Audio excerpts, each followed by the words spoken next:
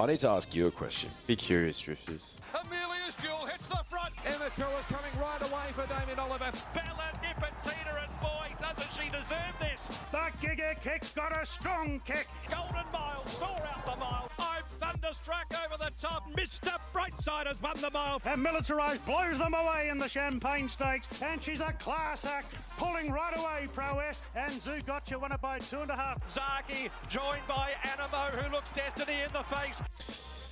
Mate, what a weekend of racing we have ahead. This Randwick meeting and this Flemington meeting, chef's kiss. Yeah, lovely. Can't wait. Yeah. What's the highlight for you? Probably the resumption of the Western Australian Wonder Filly Millie, Amelia's Jewel. Can't wait to see her go around. Yeah, Barry 15 of 15. Jesus, a visitor's draw, isn't it? Yeah. Not too concerned. She'll go back anyway. So. Yeah. Okay. What about the shorts? Hell of a field there. Effectively a Group 1 race. Yeah. Effectively. Effectively. It's interesting, though, because we're going to have a discussion about the Everest slots and that the fact that there's still a few slots up for grabs. And, yeah, it's funny. There's a few horses in the shorts who are definitely worthy of a discussion. So they could win their way into the Everest, but... yeah, we'll discuss further. What are your thoughts, mate? Let's get stuck in. So there's 5 horses with a slot already. So there's I Wish I Win, Giga Kick, Marzu, Sunshine in Paris, and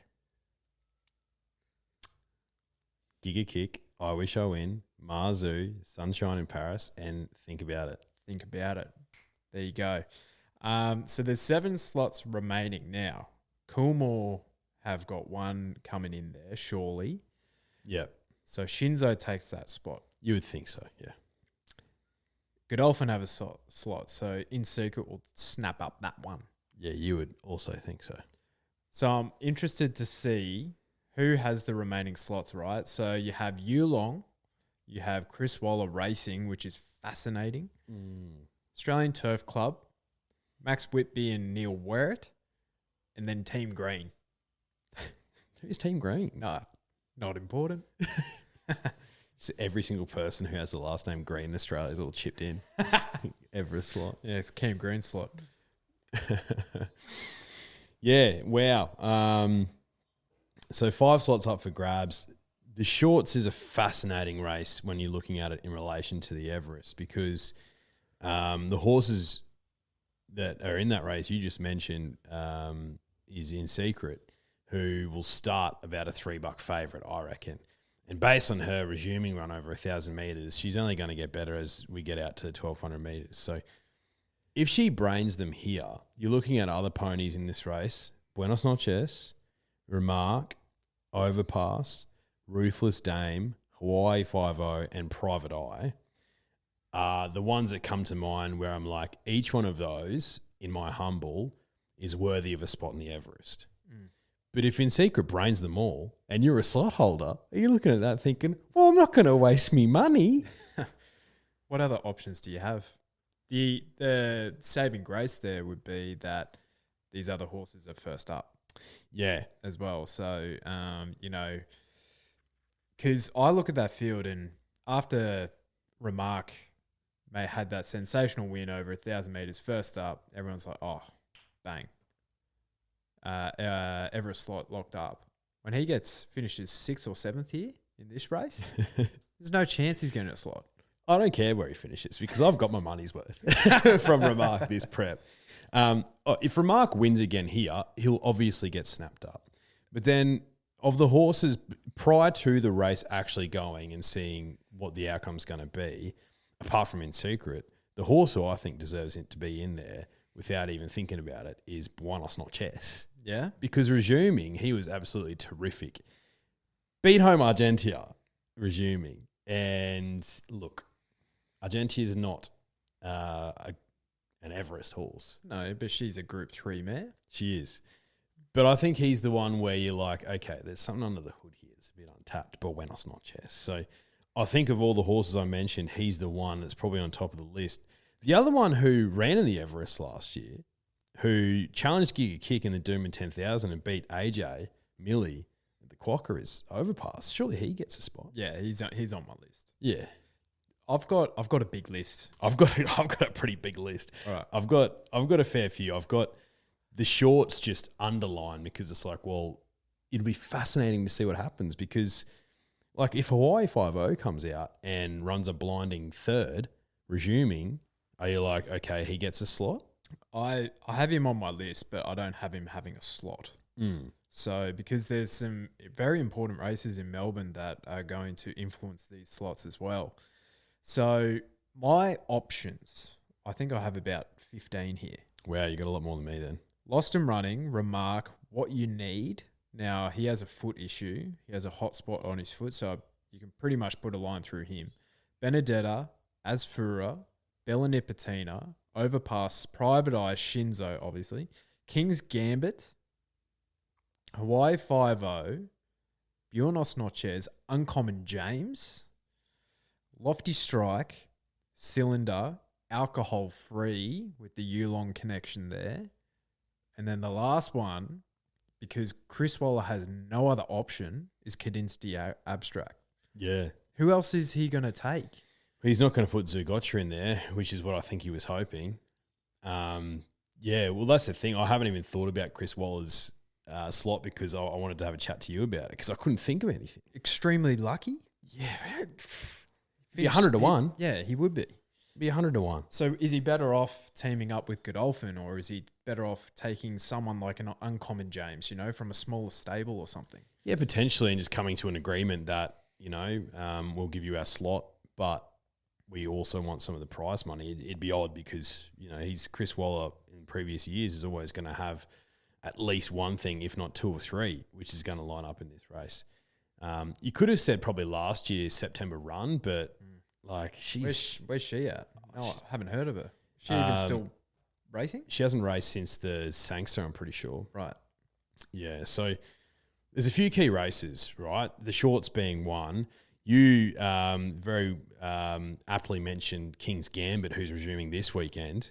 Intent. Yes. So he was an absolute nutcase. Yeah. As a 2-year-old. Sweated up massively. Still managed against the pattern to run third in the Golden Slipper. So what's under the hood? Just disappointed Ron Duffy every single run. He did. When is this horse going to get it together? Exactly right. So if he comes out here and makes a statement, definitely. There's a race, and I mentioned it to you, called the Heritage Stakes, which is in a couple of weeks, I think. Yep. So it's the race that Home Affairs won when he was resuming as a 3-year-old. Absolutely brained them. It's actually got quite a good honour roll, the Heritage Stakes.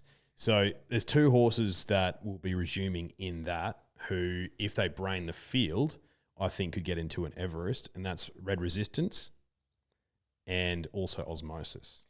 Red Resistance has gone to the paddock. Has he? Yep. He is... Have you seen his trials? No good. Oh, wow. Okay. Like, no good. So they've pulled up stumps. He's like, see you later. Wow, because he was supposed to resume in the Heritage Stakes. So that was the original plan. Okay, put a line through him. Well, the other one who trialled today is Osmosis. Yes. So this horse has come from nowhere, though, and Bjorn Baker trained. Extremely speedy. So, and that, if you could actually believe this, if you look at the Everest field at the moment from a race shape perspective, your 3 favourites, one's a midfielder, that's Think About It. You have Giga Kick and I Wish I Win, who are back markers. Giga Kick can be a bit, a bit more versatile, but I Wish I Win's a back marker. There's actually not that much speed in the race when you look at it. So if I was a slot holder, I'd be looking at the ones like Overpass. I'd be looking at Lost and Running as well, who can sit on speed. And Private Eye, he's just the proven wait for age, tough gelding, who just nothing went right for him last prep. Yeah, I'm with you. So, do we want to go slot by slot? Yeah, let's do it. All right, so Coolmore, Shinzo. Godolphin. In Secret. Yulong. Doesn't really matter these next ones, I don't think. Yeah, it doesn't really matter who it is, but I think the next cab off the rank is Buenos Noches. Okay. Closely followed by Overpass. Yep. So that's 2 of the remaining 5. I had Overpass, but my next in line was Private Eye. Yeah, I think Private Eye deserves to be in there as well. I think you can forgive his last couple of runs. He just wasn't at his best. Springtime horse, maybe, Private Eye. Yep. I agree. I then have Lost in Running gaining a slot because he had some foot issues over the last year, and apparently they are all sorted. I think he can win the shorts on the weekend. So if he wins that, he'll get a slot. And, you know, the money came for him on the day and then he got scratched. So he's my next one. And my one in line after that is a 3-year-old. So is it going to be something like a Cylinder or is it going to be a King's Gambit? I'm leaning towards a King's Gambit. Yeah, I think so. You've got to have something that's relatively untapped. You know, like a lot of these geldings that we're just talking about and the older horses, you sort of know what level they're at. So if you want to have a bit of a wild card, I'm thinking like Giga Kick last year. Yeah. You look at one of those 3-year-olds. Look, if Benedetta comes out and brains them this weekend, it's a huge step up for her.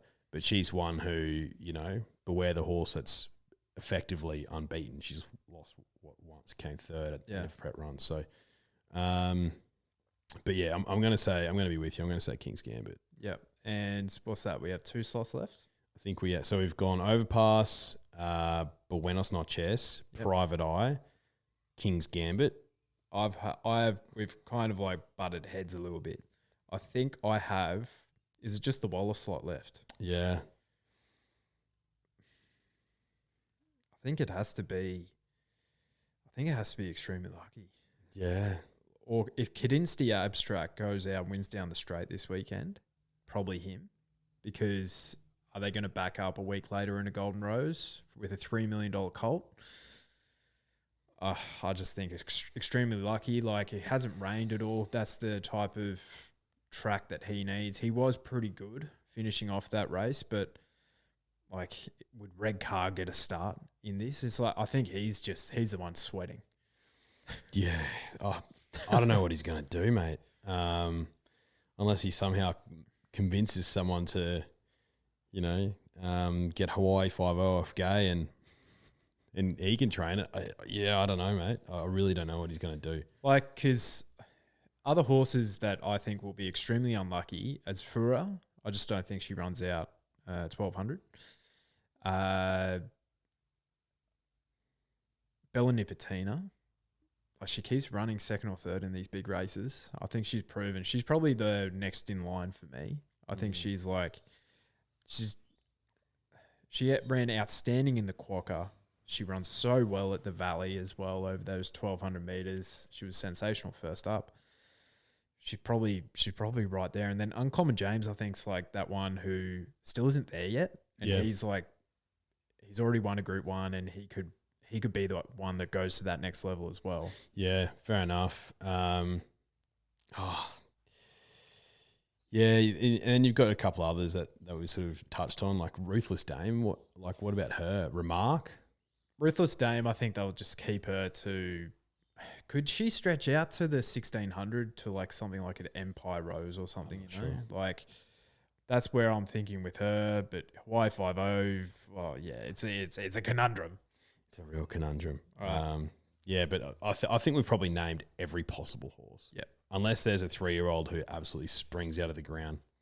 Yeah. Between now and the end of September. Because the reason why I want to risk Cylinder is because I don't think he can win the Golden Rose at 1,400 meters, and I feel like it's going to be a pretty true contest over 1,200. Yeah, I think as well, just like Godolphin, like negotiating with Godolphin to have one of their horses. Yeah, like maybe they're just going to be like, piss off. We don't need the money. Like, yeah, our horse we want to win. This is in secret. You know what I mean? And it might be a blessing in disguise for Cylinder. Led up after the Golden Rose run, keep him fresh for 4 or 5 weeks into the Coolmore. Yeah, stallion making race. Like the Everest, you know, it's proven to have yes, but that's about it at this stage. So yep. Fascinating. We might put up a social post just summarising our Everest fields as it stands, and then we'll kind of like try and predict it as we go. But Flemington, let's get into it, mate. There's another Group 1 at Flemington, the Makybe Diva Stakes, 1,600 metres Way for Age. Mr. Brightside, your guy, has gone up about $1.80 with the good people at Ned's. He's going to be awfully hard to beat, mate. Does he just go out and just prove that he's going to win again? Yeah, I'd be a bit more concerned about him in this race compared to the Memsey, purely because of the size of the field. Yep. And purely because the blood is second up. Yeah. A bit fitter. Small field, you'd think he'd ping the gates, the blood, and control the speed. But luckily for Mr. Brightside, he's drawn barrier 2, so you'd think he'd be right behind him. Craig must be having a... Let's chat about that for a moment. Okay, Craig. How do you reckon... Did you see his response to this afternoon? I have not, no. All right, give me a second. I'll get it up. Straight bat? Craig Williams responds to Giga Kick controversy on RaceNet. But Williams said that he could do little about such speculation other than to stay in his lane. It's Jonathan Munz's horse, and he makes the call on who rides the horse. That's the way it is. He's been a really good horse to me, and I'm not too sure. Maybe we'll all know in the next 48 hours. As far as I'm aware, I'm riding the horse until I hear otherwise from Jonathan. I've been riding for 30 years, and racing is a very reactive, a very emotional sport. I just worry about what I do riding the horses and being a father. I never listen to any comments, nor do I read any of the publications. Right, okay. Very straight bat. See, Craig. I'm reading between the lines there, mate. If he would have received feedback earlier in the week going like, hey, mate, what the fuck was that? And I think that's pretty fair. But at the same time, I loved how he put his hand up, owned it. He obviously doesn't want to lose the ride, but I think it's he gave him a peach in, 2 Group 1s in Everest. I think it's a bit harsh, really, really harsh. Yeah. I said on the review podcast on the Sunday that I love the fact that he put his hand up and was just like, yeah, it was a shit ride. Like, would I have walked away from Saturday like with more money in my back skyrocket if Giga Kick won that race? Yes. So was I peeved? Yes. But at the same time, like, I was peeved at bloody we got a dog, John McNeil on Barclay Square. So, no, look, this is the way I'm viewing it. There's a guy called Rod Douglas whose nickname is Rocket Rod, who's given him an absolute blast. Look, there's a reason why this guy's nickname is Rocket.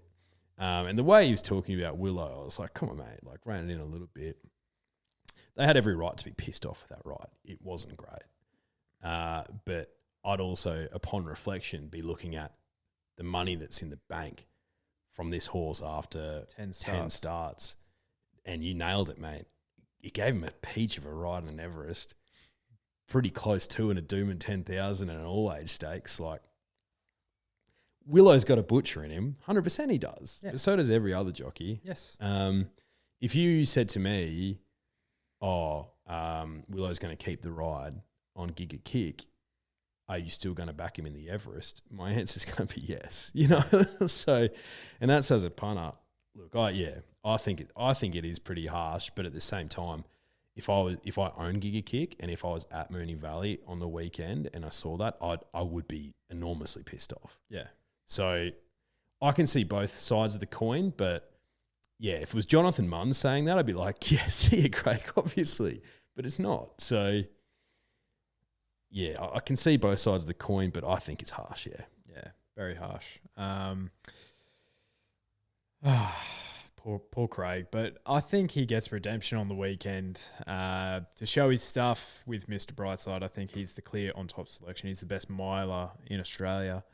But your point about Alligator Blood is sensationally found. I think he'll be awfully hard to get past. Ollie on board to get another Group 1 on his CV as well. The fascinating runner for me is Osipenko.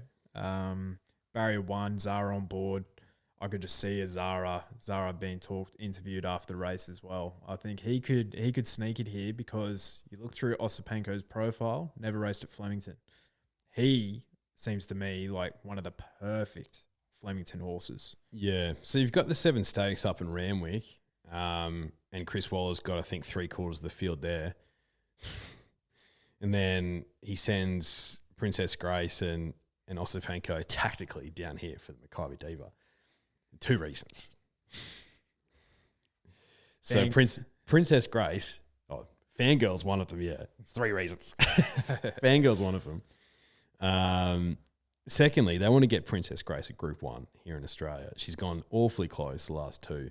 They're thinking, let's keep it down here. We'll have another crack. Fair enough. Lastly, Osipenko, he's still got his nuts. They want to get the Group 1 for him. Yes, mate. So, yeah, there's a mile over Flemington. Mark Zara goes on. He's a grand final jockey. He's the roughie I'd want to be with in this race. Oh, head and shoulders. I'd much rather back him at the $11 in a small field in a tactical race than Princess Grace, in my opinion, because Princess Grace, she had the perfect draws first up and second up. She's drawn the outside here. Where did she get to? She saved the most ground, albeit in the worst ground, but they probably leveled out there. So where does Blake Shin get her from barrier 7? I'm a bit unsure. She could be, but is there going to be much tempo in the race? All unseen. But Osipenko, the small field tactical affair, I think he could be the one that shows that really, really ruthless turn of foot. So I do have Mr. Brightside on top, $80 of my staking plan on him, but a $20 Quinella with Osipenko. Yeah, I'm just going 100 on Mr. Brightside. Best mower in the country, so I think he gets these. All right, race 3 is the Sofitel 1,400 metre handicap. Now, I thought Antino was probably your likely leader here, away from the likes of Colino, Party Princess, and King Magnus next in line. But the Queenslander is 8 from 9. And I reckon you were the first one to ever tip him. Yeah, I found him so early. So early. I reckon Antino, if he ran in the Stradbroke with nothing on his back, would have probably run in the top 4. Yeah. In my humble. Jeez, he's lugging some weight here. Like, what price would Moonamek be here? Yeah, it's a fantastic question. Look, he should be putting these away. I was with Detonator Jack last start. I don't know why they resumed him at 1,200 metres. Maybe they want to just get a bit more sprint in his legs. But I think he'll run well, but I've got to stick with my guy, Antino. Of course you do. Of course. Detonator Jack's the only winning hope outside of Antino for mine in this race. I think Antino's incredibly well placed. And you know what? The city of Brisbane just keeps on keeping on. Yes. Yes. Race 4, the Poseidon Stakes, is 1,100 metres listed race for the Colton Geldings. This is your Everest hopeful King's Gambit at $3.50 with Neds. Barrier 2, Blake Shin. Perfect sort of jockey for a horse like this. Yeah, you beat me to it, mate. He's exactly. You want a dominant male on a dominant male. bit of a male on male action. Yeah. Yeah, I'm confident that the Snowdens will have him wound up here, because if we're thinking about him for the Everest, they would have been thinking about it before he was even conceived. So he'll be wound up here. Is this his first time back in Melbourne since his debut run? I believe so. Maybe he just likes that way of going better. So 1,100 metres down the straight, barrier 2, whatever. Yep. Yeah, I think $3.50 with Neds. I'd much rather take that than the $4.80 with I'm Unstoppable. Yeah, I'm Unstoppable needs to prove it against, prove it again for mine. He was good against the likes of Cylinder, who, came out and won the Run to the Rose last start. But I thought there was 2 horses at a bigger price that I'm really interested in. One is Kadinsky Abstract, because of that Waller slot being open now, and he kind of has to pivot away from Zugotcha as his number 1 pick. But the other one, who had a trial early this week, was only beaten a length and a half away from Shinzo. Last prep was Mahaba. He's a stupid price, this thing, at $16. Like, barrier 10, often we see those outside barriers be perfect for down the straight. His trial was super impressive during the week, his jump out. I think he's in the game here. I think he's pretty smart. I'm pretty sure, did he? Yeah, he won first up as well. So last prep. So I think he is right in the game here. One to include for your Ned's same race multis. Another one for me is number 12, Pivot City, coming from a Bendigo maiden. Look, Mick Price like I said on the podcast last week, he has a high opinion of a lot of horses. Has a very high opinion of this one. Had troubles as a yearling, so couldn't get going with his training until he was a bit older. Therefore, that's why he's only got the one start. But thinks incredibly high of him. That's why he's throwing him in the deep end. $10 with the good people in Neds is probably a bit short, to be honest. But if I was going to back something at a double-figure price, Drifters, that's what I'd be on. Lovely. Race 5 is the Expert Plate, 1,400 metres listed, set weights and penalties. I thought Legacies was the obvious horse here. Yeah. Oh, mate, like she's $2.15 with good people in Neds now. Like I reckon she went up when I was looking at the fields earlier today, something close to 3s or maybe a bit over 3s, which I thought was ludicrous. So yeah, look, the second to V8 reads incredibly well in my book because I had V8. So she's the one for me, clear on top selection. Good roughie in this race, bringing that SF Sydney form is Makybe. I'm never good with names. Makybe Makybe Desert, finishing second behind the Ming Dynasty runner-up Cheerwolf. So didn't get out until about the last 100 and hit the line really well. Shin in the saddle again. I'm tipping a day out for him. Blakey. He needs clear running. I think he will hopefully get that with Blake on board from Barrier 2, which could be sticky. But $10, Sydney form. So many times we see it stack up against the Melbourne form as well. Race 6 is the Captain Teves. 1,100 metres listed for the fillies. Set weights and penalties. My goodness. 20 runners with 4 emergencies. I'm feeling you have a firm opinion in this race, though. I do, yeah. I'm a big skirt the law guy. Drifters. Back to resuming. Got beaten fair and square by Charm Stone, but she had absolutely no idea what she was doing down in Caulfield. So I'm expecting some good improvement from her. We all saw what Charm Stone did last start. She'll probably start single figures in the Golden Rose. So that this filly's got that form, which I like. Draws gate 23. Now, I'm hoping that sometimes down the straight in Flemington, you see them sort of split into 2 different groups depending on how the track's playing. I'm sort of thinking for her to draw closest to, where the crowd sort of sits in that gate, that they do peel to one side. And it actually might help her having the rail on her right-hand side, help her focus a little bit. Small theory I've got, but I just think she's the best horse in the race anyway, so she's my on toppy. There is a ton of roughies that you could have here. Like the next in the market, not a roughie, but Estriella.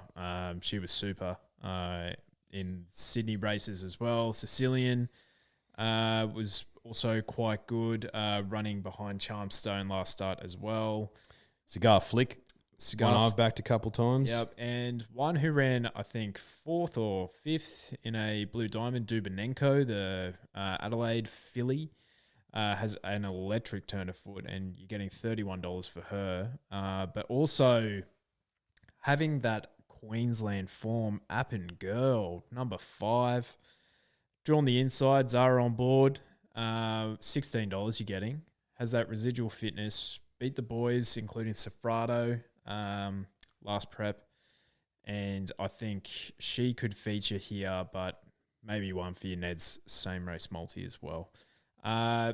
Race 8 on the program is the Let's Elope. Now, Amelia's Jewel has gone up awfully short, $1.80. Probably she is the class horse in this race. 1,400 metres, barrier 15. Not ideal. She's going to go back anyway, which is the only saving grace for me to draw in gate 15. Oh, but like I just think she's special, Millie. 1,400 metres, first up. If she's the horse that we think she is, if she's going to start, almost favourite in a Golden Eagle, go to a Cox Plate type of horse, she's putting these away. Like, mare's great. Like, yeah, she's got to carry the top weight, but no, yeah, I'm a big believer.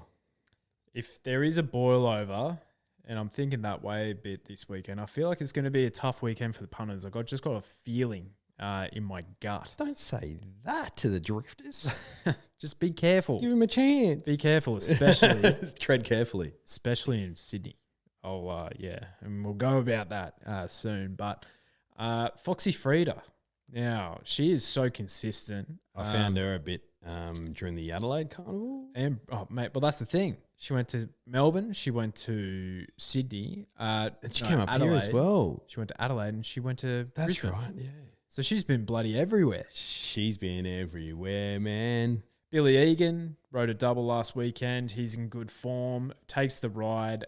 He is the usual rider for this girl as well. 9 rides, 6 wins, 2 seconds. So only missed the trifecta once. She ran 4th in this race last year behind Kiss on All 4 Cheeks.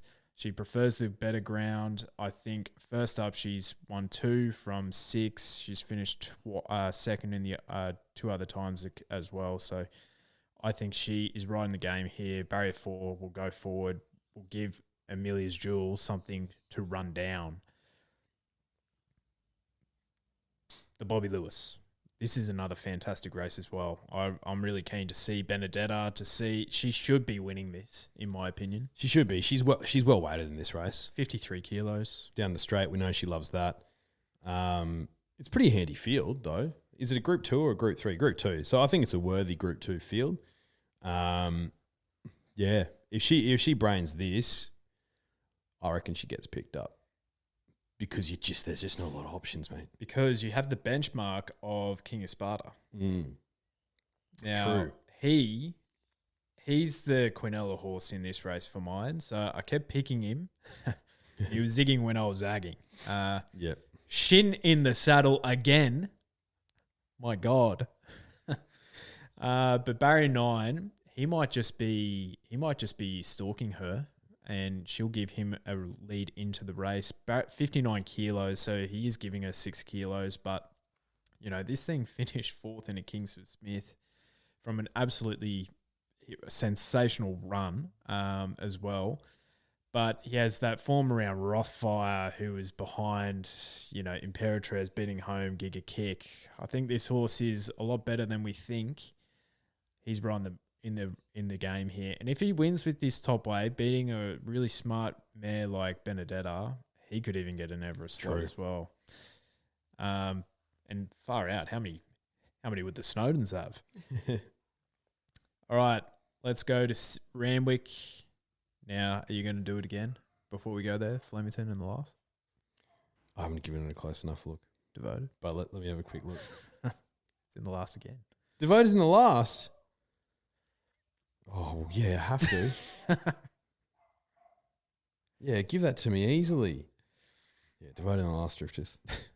All right, let's go to Randwick. So, at Randwick, the rail is out 7 metres from the 1,000 metres to the winning post and then out 4 metres for the remainder. So, it could potentially be a bit more difficult to run on throughout the day. So, keep that in your mind. Obviously, just watch the pattern.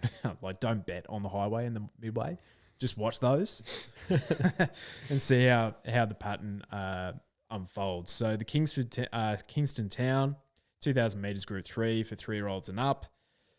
I thought Just Fine was one of the better bets of the day. He was absolutely sensational in that benchmark 94, beating home the Chelmsford by about 4 or 5 lengths on times.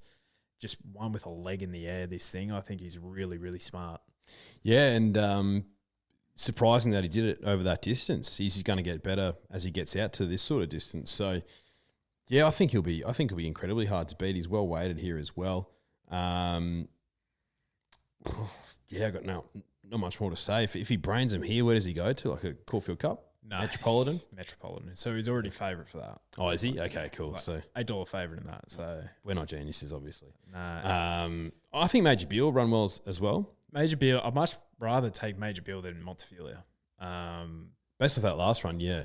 Like Montefilia, she had that flashing run in the Winx, and then she, started the market smashed her.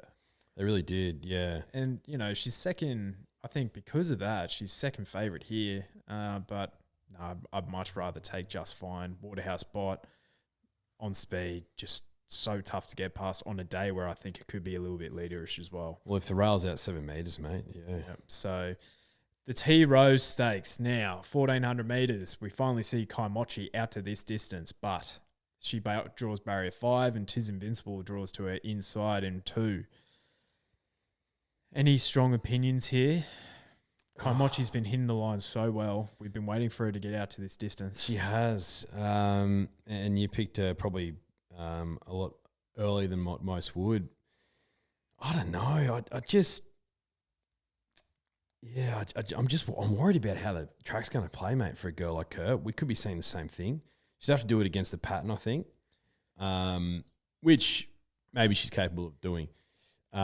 I'm happy to take her on, though, this weekend, even though I do think she's a pretty smart filly. I'm going to take on Tis Invincible as well. And I'm looking at a horse, again, with the Waterhouse and Bott stable, number 8, Tropical Squall. Coming from the Kenzo, but they've got an incredibly high opinion of this girl. So, typical Waterhouse Bott, she pings the gates and she's professional. Bit late on the scene, but could be just one of those 3-year-old fillies who, like Sunshine in Paris last year, or earlier this year, wins the Surround Stakes. Like, they just make like a lot of leaps and bounds pretty quickly, particularly when they're going against their own age, and their own sex. She's the one for me, $6 with good people at Ned's. Adam Hippopotamus in the saddle. Man, yeah, yes, I like how he rides. He got the red card. He was a bit arrogant. Yeah, arrogant so much so he got suspended. Yeah, exactly. Yeah, I think, I don't know, I'm convinced Kaimochi's winning this or the next one. So I probably have to stick with her. I think you do, yeah. But Tis Invincible, I think she gets better the further she gets out, though. Because I was looking through her against the boys first up. She won by less than half a length, but then she nearly put a length on the rest of them as well in that. And she had the perfect ride. So, but, you know, does she not get the perfect ride from 2 here as well with Zach Lloyd, who's absolutely shooting the lights out? Exactly. So I'm thinking, yeah, it's one of the 3 that we've talked about, and we'll see. We're chucking a first 4 on with this one. Number 6, Zardozi. Now, this horse was undefeated first prep. Started at $11 in the Silver Shadow. Is now $19 here. Had a trial at Hawkesbury during the week and hit the line really, really nicely. Just a turnover. But she was 4 wide, no cover. Given absolutely no chance. So from barrier 1, Jean Van Overmeer in the saddle. James Cummings just can't do anything wrong at the moment. She could be, if there is an absolute blowout somehow, she could be the one. But I think, yeah, the class is at the top there. Tis Invincible, Kaimochi. Yeah, I'm expecting Autumn Ballard to bounce back as well. She had a few of these numbers in the Silver Shadow. So, yeah, tough race. Race 7 is the 7 Stakes. Worth $1 million over the mile. This is just a PVL, like, oh, you've got the Makybe Diva on? Check this out. Oh, we're going to make it 250 grand more. Otherwise, a few of these would be down there. But they're actually thinking about calling it the Chris Waller Stakes. Really? Yeah. Oh. Just because he's got a few in there. Oh, yeah? Has a few, does he? Yeah. Let's have a look here. So we have... Mate, there's like 3 of them in here. What are you talking about? There's only 3. I thought it'd have a lot more. Gee whiz.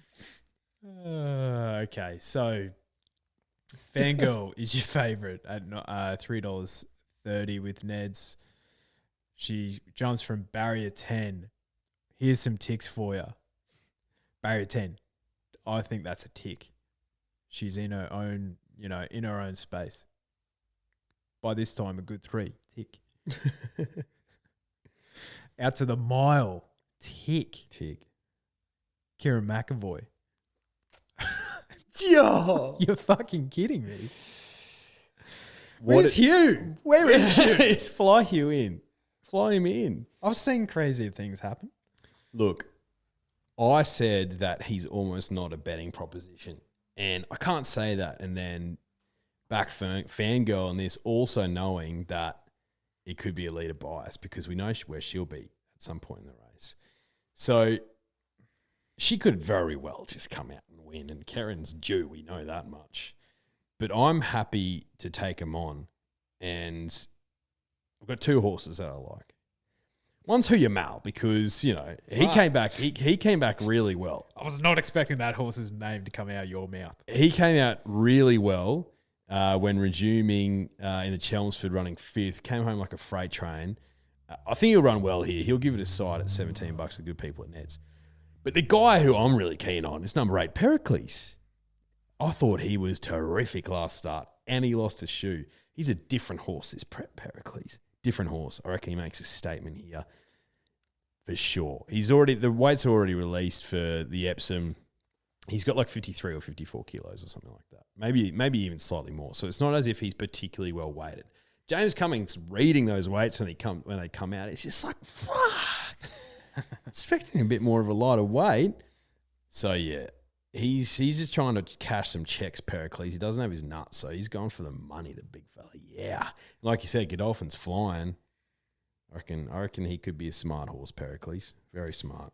What about Zaki?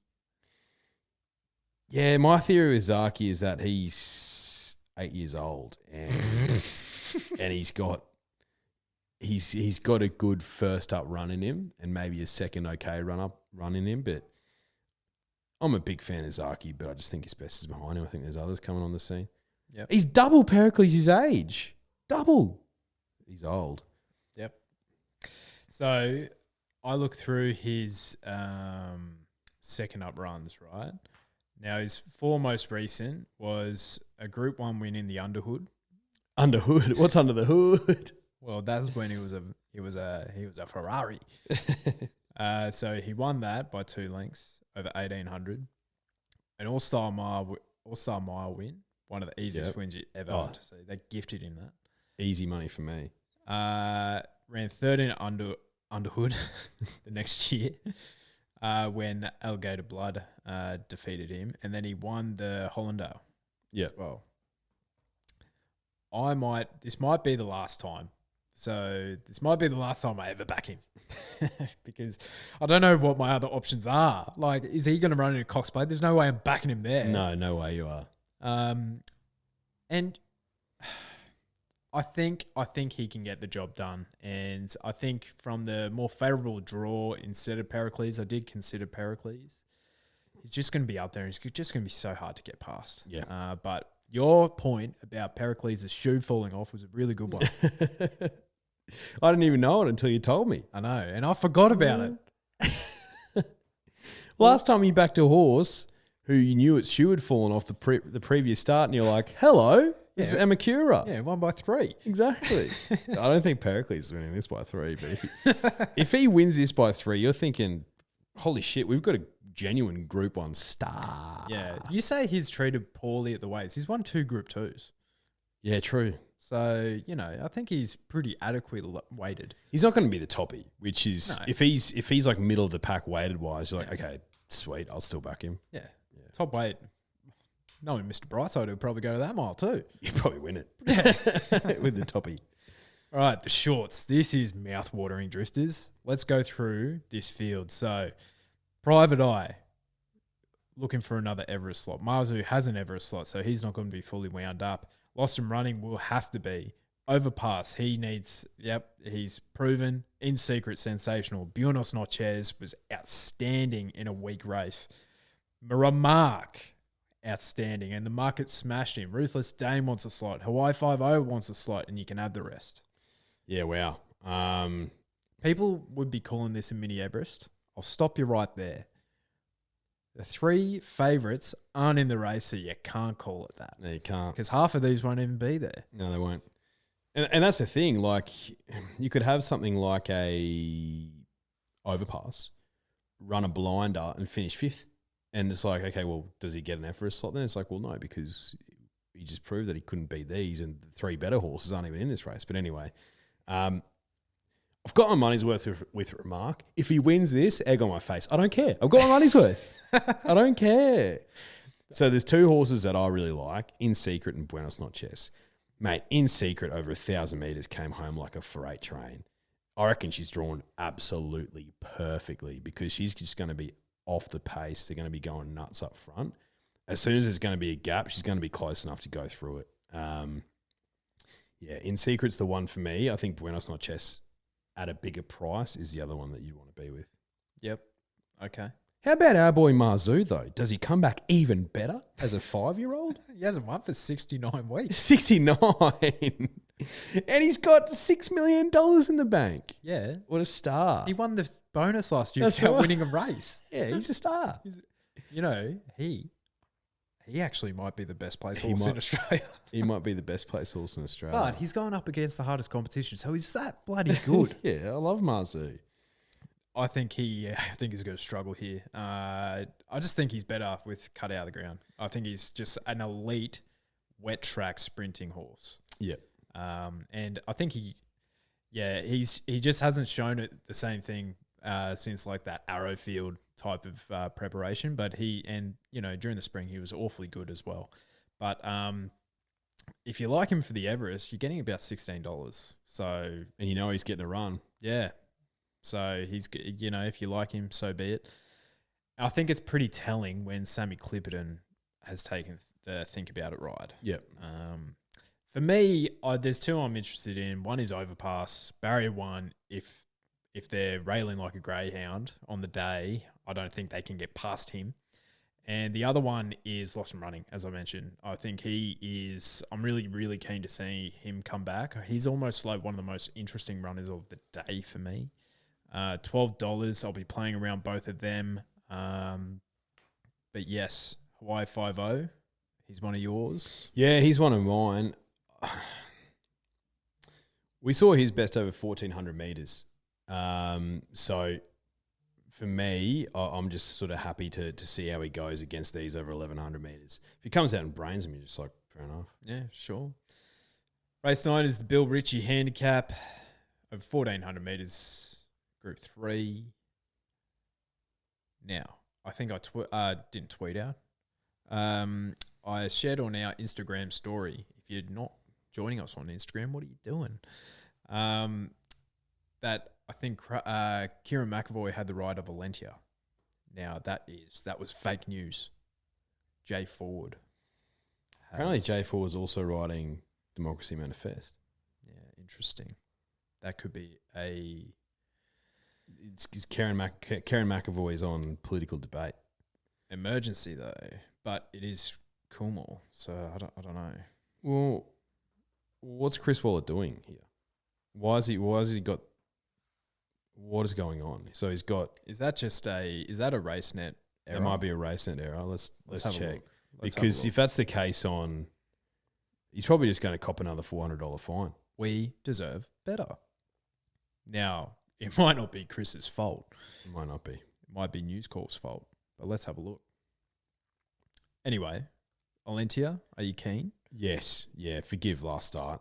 Well weighted here. Yeah. Want to back her here. Yeah. Look, she's $3, so she's short enough, but Jay Ford riding two horses at once is one hell of a feat. what's going on there, mate?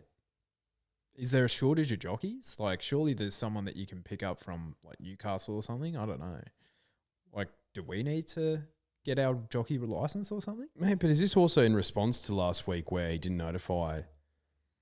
No, I don't think he's that petty, is he? No, but like, is it like, oh shit, I actually don't have anyone, so I'm just going to notify Jay to be Yeah. on two of my horses, and then I might scratch one? Like, I'd say, knowing Waller, he does scratch from wide gates as well, so Democracy Manifest might just be safe Just for gets- another day, Yeah. but then don't have the But jockey scratch him book. now. Yeah, Scratch him now. I agree. Like, yeah, anyway. Yeah. Valentia?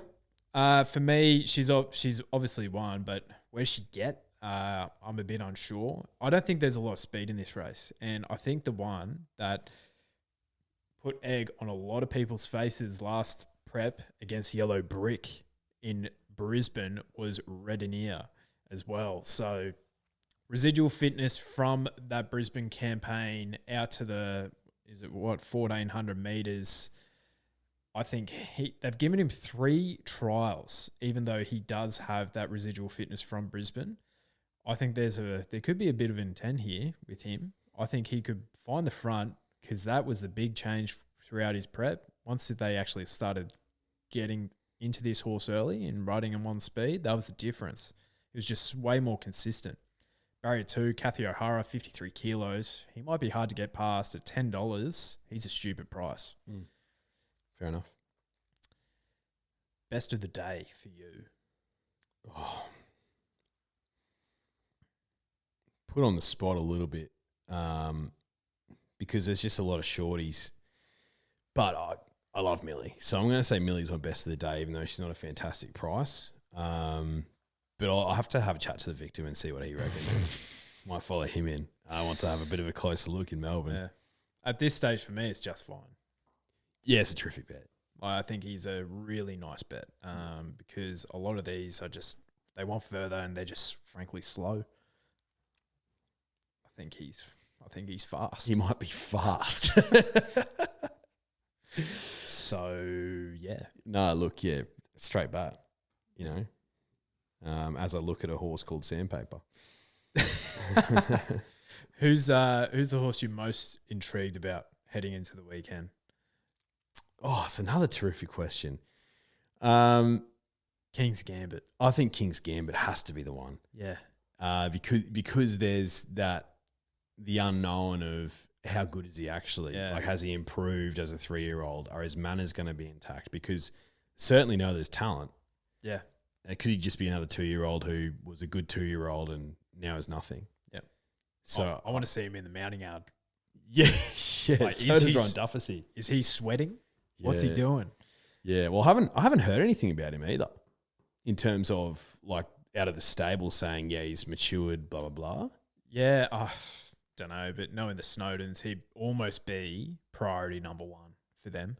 Like, you know, stallion making stable. Yeah, Like, I'm assuming his pedigree's good. I'm not really a pedigree guy, but he's out of I'm Invincible, so automatically yes. Yeah, and you know he's Group 1 placed. He's shown so much promise, but yeah, it's D-Day for him this weekend. Yeah, 100%. But there's a stack of mine racing, like Yeah. that's what I'm keen for. So Millie, Skirt the Law, Yeah. There's a couple others. Yep. So yeah, I'm really keen. Pericles. Flemington's in the true, so it should be fair, but please be careful of Randwick. I think you just want to watch a few to see how it's racing. I think its saving grace potentially might be the fact that it will be a really fast track, so that might be a bit of a saving grace. But I'm with you. I'm not playing early. Yep. I feel sorry for the sauce. It's speed maps. You're gonna be squeezing the bottle out. It's just gonna be puffing little sprays with Tommy's sauce. Fucking hell, I swear there's more left in this. Getting a little bit of water in there to try and stir it up. Try and get some out. Oh, the sauce. Yeah, hopefully the sauce can go better this week. Holy shit. It wasn't a great weekend for the aliases, was it? Last weekend. The Prince did okay. He was. Did Prince do okay? Okay. He was like 3 from 3 or 4 from 4 early. Was he? Well, that's good going. Yeah, but you know, sometimes Belmont they have like $1.50 pops. You still have to pick them. William Bake. Yeah. No, the Mafia needs to lift. Right. Or we're going to send him a message. I'm not going to say anything about the Mafia on this podcast. Don't want to be risking my neck. Look, all I know is the victim's flying. The victim is flying. Airborne. Yeah, Let's see if that continues. All right. Good luck this weekend, Drifters. See you, Drifters. Hooroo.